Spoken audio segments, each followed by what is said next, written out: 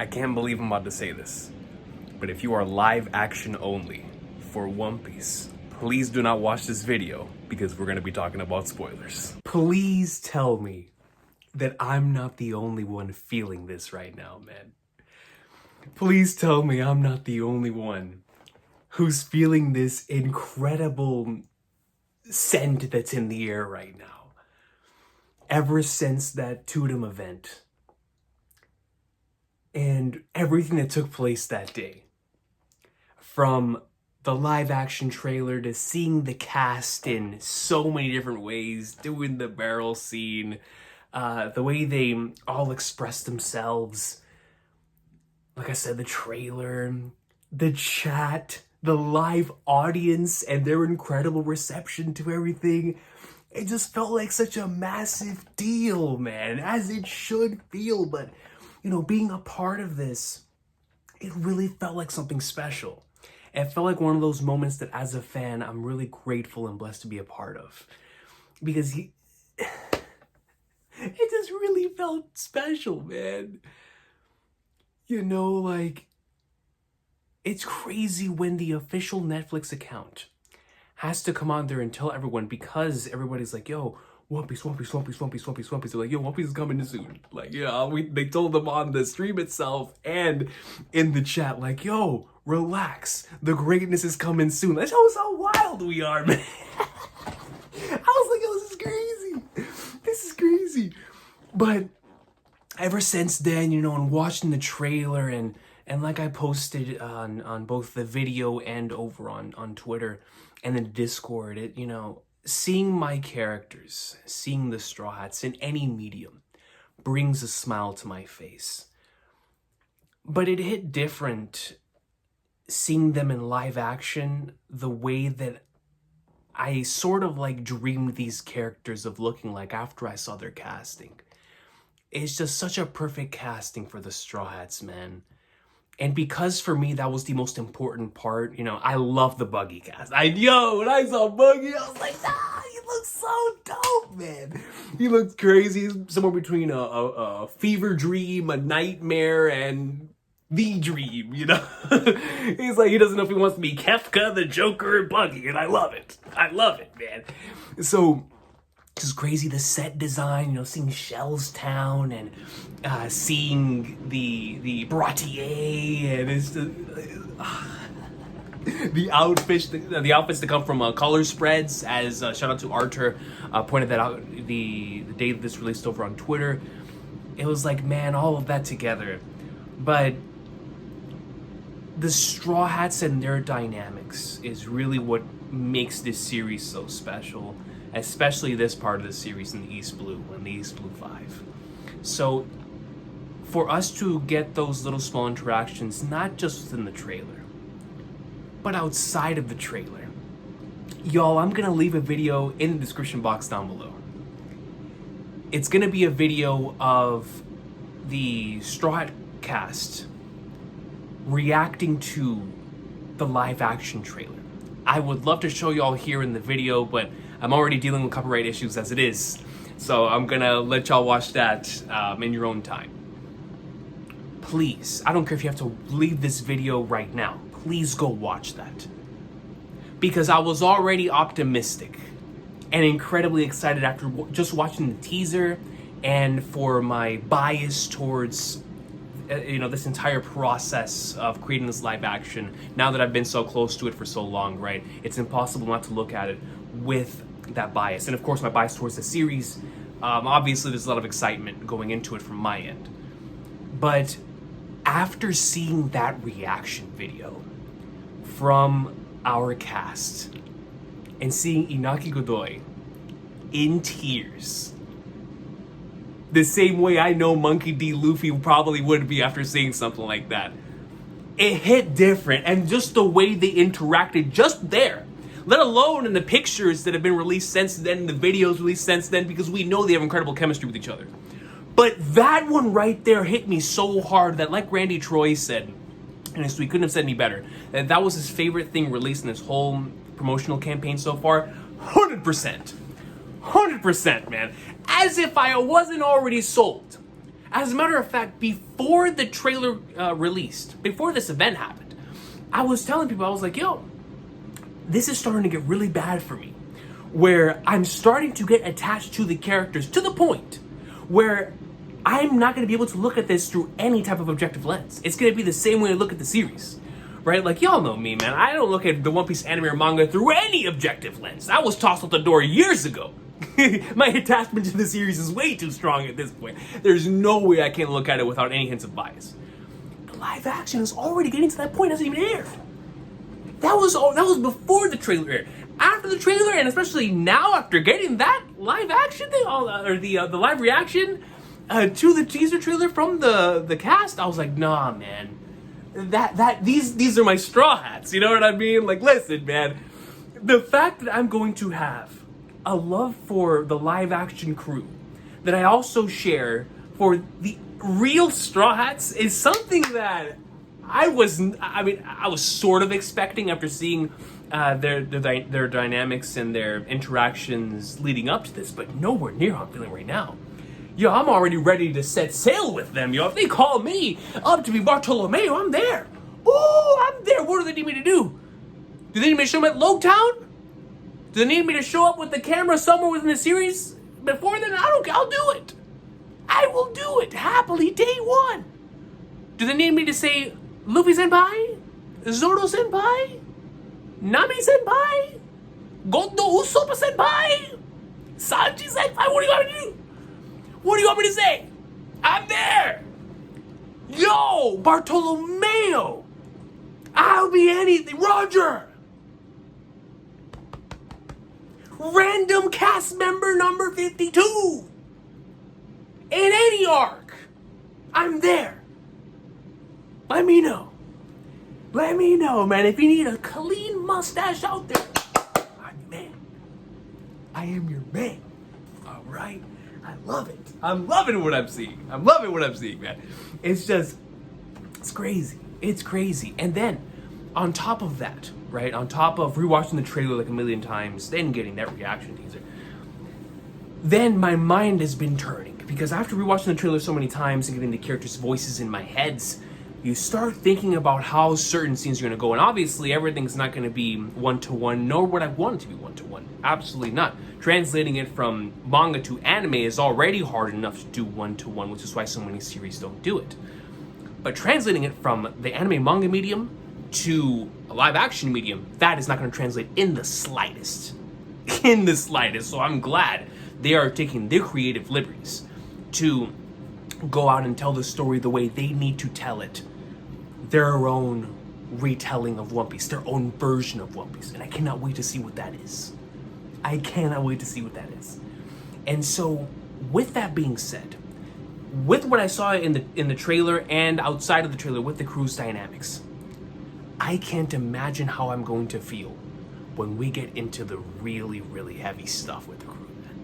When we get into the end of Baratier, how am I going to feel watching all that stuff go down in live action? When we get to My Arlong Park, the arc that is the reason why I'm still here today, with that legendary episode 31 to episode 44 stretch, volume 8 to volume 11 stretch of non-stop peak fiction. When we get to the walk to Arlong Park and the Luffy toss get to help me. Which one's Arlong? Come on, man, you are my Nakama. Are you kidding me, son? When we start seeing stuff like that in the anime, how am I gonna, or in the live action, how am I gonna feel? How am I going to feel, man? I can't wait. I can't wait. Logtown. How is that gonna feel? Syrup Village, Orange Town, like Romance Dawn, dude. Romance Dawn. They got me thinking. Are we gonna start off from like how the anime did, Luffy popping out the barrel? Or are we gonna take the manga approach and start from Romance Dawn? I don't know, but we can speculate on that type of stuff, and be like, how are they gonna do it? We have no idea, but it's exciting nonetheless. I'm looking forward to seeing what the iconic moments in the live action series are gonna end up being, because obviously we know the beats. I've gone through East Blue like 20 billion times at this point, right? I know all of the beats. I know all of these arcs at the back of my hand. So I'm looking forward to seeing the differences within the live action adaptation and how they go about filling in those differences in its own way, right? And I actually want to bring up an article here written by Kirsten, and I'm going to leave a link to this in the description box down below, because if you have any time to read up on this article in its entirety, please do so. But I'm gonna touch upon some of the highlights. This article is over on themarysue.com, and it is titled, "No Really, Ichiro Oda Was Deeply Involved in the Live-Action Adaptation of One Piece." So let's go ahead and go through some of these here, because it is extremely exciting stuff. It's something that I can't wait to see more of in regards to like Oda's involvement, how he speaks of the live action adaptation, and stuff of that nature. But I want to talk on a few things. Now, obviously, this is stuff we've already heard before. For example, like now each and every entity is working in sync. I believe this is the last chance to bring One Piece to the entire world if we're going to do it. I want to be able to supervise things while I'm still active. Then an even more important sentence, Netflix has promised we won't launch until I'm satisfied. We remember that from the overall, I think it was like last year that he released that we got the translation from Archer, if I'm not mistaken. It was last year. But regardless, Oda is heavily involved within the entire process. I didn't know how heavily involved he was until I read this article. Listen to this, man. So we go over, and it goes into a section called "The Cast and Crew Back It Up," where the individual says, Kirsten says, "I got the chance to chat about Ichiro Oda's involvement in the series and Netflix director of original series Spectacle, Ted Biaselli. And the way Biaselli describes Oda was essentially reverent. It was immediately obvious to me that Biaselli holds Oda and his opinions in the highest esteem. It's easy to imagine a producer getting annoyed with a nitpicky or overly opinionated creator. You hear these kinds of things happen all the time. There was no hint of that vibe speaking with Biaselli. You know, the individuals involved, they hold Oda's word in the highest regard. In the highest regard." Goes on to say, like, Oda would regularly give notes for the series. These notes coming in the shape of storyboards. This is right here in the article. Then right here, he told me that deviations from the original were specifically brought to Oda's attention during the scripting phase. If Oda replied with "try out, let's see," he would subsequently receive consolatory screenings. And I think that's so cool. Oda giving his own opinion, wanting to see at the very least the thing be tried out, and then he sees it in action through a screening, and he has to give the okay. I think that is the right way to go about it. And then it says right here, in the following thing actually seems like Oda was getting screenings to okay everything. Emily Rudd, who plays Nami, also talked about Oda and also mentioned these screenings. And both Biaselli, listen to this, both Biaselli and Rudd told me that Oda got misty, Biaselli's word, during at least one end of season screening. Oda got misty, meaning teary-eyed. I can only imagine what they're talking about. Now, taking a break from this article for a second, I had the honor and the privilege of talking to, of course, Matt Owens back in the Reverie, and having that discussion about what he's looking forward to seeing, or what he's most excited for us to see from the adaptation. He was talking about the Help Me and Arlong Park and stuff of that nature, and of course, y'all know me with that greatness. So I was like, hold up, man, that's the one. That's the one, all right? Like, if we nail that, we're in there like Slowpoint, baby. You know what I mean? So I've been thinking about like the most emotional moments in that point in the manga and the anime, right? Of course, the passing of the hat with Shanks to Luffy. Of course, we have the incredible moment with, I mean, at least for me, Kobe punching Luffy, and Luffy like allowing Kobe to punch him. That's really one of the selling points for me in the series. I absolutely love that scene. But of course, the iconic ones, Sanji leaving the Baratier, that makes me emotional in any medium. Anime, manga, games, wherever they do that scene, that hits hard, man. I love that farewell. Of course, Nami's flashback, the Help Me scene.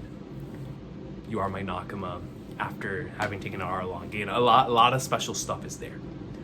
But my whole thing is, for the creator who knows this series so well and has such an emotional attachment to it, to come out of those screenings feeling misty-eyed means that something had to have clicked. Something clicked, man. Something worked there. So I'm looking forward to seeing which one of those, because it says at least one of them, but I'm looking forward to seeing which one of those is gonna make us feel that way as the fans, right? Obviously, someone like me and probably you who's watching this video, we're such hardcore fans that any of those things, and we're so attached to the series, that any of those things are probably gonna make us cry and tear up, right? Especially if it's extremely well done. Come on, man. Come on, man. So, it's the more I hear about this type of stuff, the more excited I get, man. It's like, just when I thought I couldn't get more excited after watching the trailer, the past 24 hours have just been insane. Insane. Continues right here. There were hints of confirmation. It states later on in the article that Oda was indeed involved in the casting. That Oda was hanging out with Inaki Godoy. I think that's really, really cool. Then, of course, they're talking about Oda here and the way that he's like. They said he's super, super cool. BSL's words here is, I don't throw the word brilliant around very often, but he is brilliant. He's a master of the pop culture zeitgeist, and that's most certainly Oda. He prides himself on that. I remember he talked about how he knew the series would be successful because of how in tune he is with pop culture and the things that are popular in the world. And it really does feel like like that. Like you could see that through the pages in the series. For it, just in regards to the way in which he works and does his thing, right? And I'll also talk about how he's a hardworking individual and being well versed music history and stuff of that nature. But and he's a super, super cool dude. But it's just I wanted to talk about this article, and shout out to Kirsten once again for giving us this interview. But I wanted to bring up this article because I just find it to be very interesting that Oda, obviously leading into this, was like, no live action, no one's ever gonna be able to do it right. We heard that for so long, and that once the adaptation started, like we started hearing the rumors about it back in like 2016, 2017. At least that's as long as I remember. Hearing about it. And just, I can't even imagine how many different revisions the script must have gone through, and how many different times Oda must have said yes or no to certain things. This very, very long process has gotten to the point to where now we're seeing it, we're living it. I mean, you could tell how much the actors put into it, how much love and care they have for this, seeing their reaction to the trailer. And those are the actors. I imagine that the individuals on behind the scenes, the camera operators, the directors, the producers, the screenwriters, the editors, everyone involved must feel the same way. So to see this come to life in the way it is, I can't even imagine how Oda's gonna feel once this is released. Because obviously he's already watched all of this stuff. But how is he going to feel when this is released? The individuals in Japan, they're not used to having their babies, their Dragon Balls, their One Pieces, their Narutos, their, the big guns, get good live action adaptations. So if this one is bare minimum above average, or even just average, that's a huge win compared to the rest of the landscape. The fact that it could be good, let alone great, I can't imagine how they must be feeling. I can't imagine. So it's insane. And I wanted to share this Oda involvement article because I just think it's super cool. It's super cool because whenever you have the author being so involved, that adds a new layer to it. It really, really does. And then on top of, like I said, seeing the crew just interacting, the way they interact outside of what we saw in the trailer, right? And even in the trailer, I thought the interactions were great. But seeing the way they continue to interact with each other, you can tell they have a lot of love for each other and they have a lot of fun, and there's a lot of chemistry that they really do feel like this Straw Hat crew. And it's just the more I see stuff like that, and it's just a combination of seeing stuff like that, And then going back and rewatching the trailer and getting excited when I see the Lord of the Coast, it actually looks really good. Seeing the camera angle for Shanks, which is like, man, let's go. Seeing Kobe exactly how I imagined Kobe being. The interaction between Luffy, Zoro, and Nami exactly how it should be at that point in the story. Seeing Usopp going in, Sanji coming down with his kick perfectly, and the Baratier is like, come on, man, they're nailing it. And one last thing before we end here for today. The music, man. The music in that trailer has, both in the trailer and whenever they came out to speak at the Tudum event, whenever they all came out to the music that they came out to, as well as the music that they left with, and the one in the trailer, it has been stuck in my head. So that song, maybe it is because I've rewatched the trailer like a million times, but that song continues to stick with me. If we get more bangers like that coming out, I am very much looking forward to getting more One Piece soundtracks added to the list. You know, I have a lot of One Piece soundtracks that I listen to on a regular basis that I absolutely love. Right, from the OST itself to the openings to the endings, there's a lot of greatness there. So to add more, and it sounds good. Like even right now in my head, I have the song from the trailer playing because it's so good. It is so good, man. When I heard that, it made me wonder: are they gonna go the We Are route? Are they gonna go the Memories route? Or are they gonna have like a remix of one of those two within the series itself? I started thinking about the iconic soundtracks like To the Grand Line, Mother Sea. Are we gonna have remixes to those soundtracks, live actionified, to accompany this adaptation, or are they going to have their own music that is exclusively for this, right? It could be a combination of the two, and I would be completely down for that, but I just, the music was something that continues to stick out to me whenever I think about it. It puts a big smile on my face. So as we continue to see more, the more exciting this entire thing gets. August 31st cannot get here soon enough. Obviously, I think we're going to be getting another trailer relatively soon, I want to say. I know supposedly we're supposed to get 2 trailers before it releases. We already got one. The second one I'm going to assume is going to come pretty soon after that, right? So somewhere in July, potentially, it was brought to my attention. Shout out to Subra. It could even be as close as One Piece Day, right? So if that is the case, then I can't even imagine what the second trailer is gonna have. Could you imagine if we see like Shanks, Mihawk? I mean, we already saw Shanks in this one, but like seeing his face, Mihawk, Dragon. I imagine we're probably gonna get a good look at Arlong, Don Krieg, Kuro, you know, man, Zeph. Probably, oh, that's gonna be so awesome seeing Zeph. Nojiko, definitely gonna see Nojiko. Man, Roger. Oh no, Roger has to be in the second trailer. I don't know. That's it. That's number one. Roger has to be in the second trailer. Matter of fact, the second trailer better start with Roger giving his legendary speech, right? Wealth, fame, and power, right? So that might actually be the way that goes. But regardless, I just haven't been able to stop thinking about this. It's been rent-free in so many ways, but just a lot of excitement, man. A lot of excitement. The energy is contagious right now, and there's a lot of there's just a great feeling in the air surrounding this thing. You could tell there's a lot of love being poured into it, and I can't wait to see the labors of those love come August 31st. But please let me know how you feel about this entire thing, how the last few days of continuous marketing, that reaction from the Straw Hats to their stuff, to the live action trailer, all of that stuff, how you're feeling about it, how you're feeling about the live action adaptation up until this point, just seeing a little bit of it. And I guess one more thing would be the same thing I said in the trailer, and the same thing I said within the Reverie is, remember that One Piece as a series is one that we continue to sell to other people as even from the very beginning, right? If it's not, because obviously we all jump on at different points, right? For some people, the idea, the premise itself, starting off episode 1, you're in there, you're locked in, you're ready to go. For others, it could be the end of the Captain Morgan stuff. For others, it could be the Kuro stuff, the Baratier stuff, Arlong, Loketown, whatever.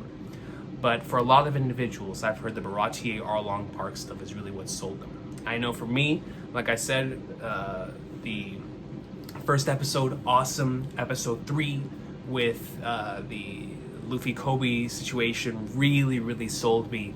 And then Baratier was like, oh, we're here, and Along Park is the reason why I'm here.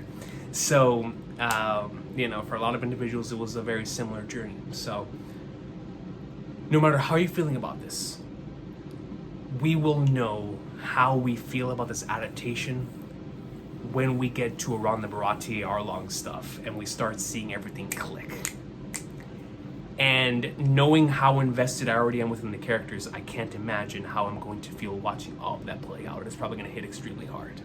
The same way that it did within the series itself. And so with that being said, a lot of excitement. Shout out to Buggy. I saw that video where I believe Taz Skylar, the Sanji's actor, said that Buggy is his favorite character, that's not Sanji. And I thought the most Luffy thing ever was the fact that he said that that Usopp was his favorite. Nami saying Robin was definitely a Nami thing, and Emily Rudd saying it obviously, and then Usopp for Chopper, right? I was like, oh, Jacob Romero going for the Chopper thing. I was like, nah, this is cool. They're all shouting out all their fellow Straw Hats, but my boy Taz was like, no, Buggy. I was like, yeah, you see the vision. My dog Buggy, man, because he for sure wasn't gonna say Zoro. If Sanji would have said Zoro, I'd be like, all right, no. I could have definitely, the real Sanji probably would have been like Nami or something. But hearing Taz say Buggy, I was like, nah, he's a man of culture. He's got it. He sees it. He sees the vision. So I thought that was really cool. But regardless, looking forward to seeing more. Can't wait for that second trailer. But I haven't been able to stop thinking about all of this stuff. It's been a really fun last couple of days. So we'll see y'all next time. Have an awesome day. Thank you so much for watching. Take care. Man, live action adaptation excitement, dude. It's in the air, dog. It really is.